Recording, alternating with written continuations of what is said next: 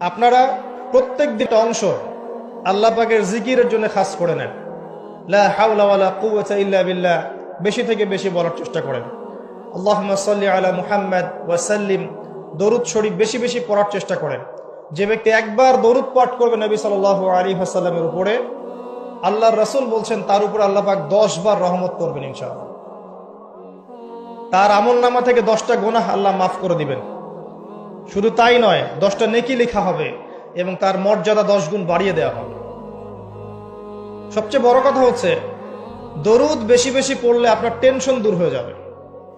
যে ব্যক্তি দরুদ শরীফ বেশি বেশি পড়ে তার টেনশন কমে যায়। একজন সাহাবী জিজ্ঞাসা করেছিলেন, ইয়া রাসূলুল্লাহ সাল্লাল্লাহু আলাইহি ওয়াসাল্লাম, নবীর নাম আসলে কমপক্ষে দুরূদ শরীফ পাঠ করলে যত বেশি আমাদের মাঝে আমরা যারা দুরূদ পড়ব তত বেশি রসুলের কাছে কিয়ামতের ময়দানে তত নিকটবর্তী হয়ে যাব, নবীজির তত নিকটবর্তী।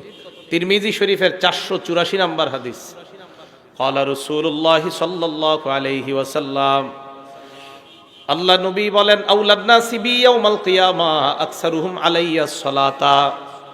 নবীজি বলেন কিয়ামতের ময়দানে ওই ব্যক্তি সবচেয়ে আমার নিকটবর্তী হয়ে যাবে যেই ব্যক্তি দুনিয়াতে যত বেশি আমার উপর দুরূদ শরীফ পাঠ করে নেয়। তাহলে নবীর উপর যত বেশি দুরূদ শরীফ পাঠ করব তত বেশি কিয়ামতের ময়দানে আল্লাহ নবীর কাছাকাছি হতে চাই কি চাই না? এই জন্য দুনিয়াতে সবচাইতে বেশি বেশি দুরূদ শরীফ পাঠ করা। আল্লাহ আমাদের সকলকে তৌফিক দান করেন।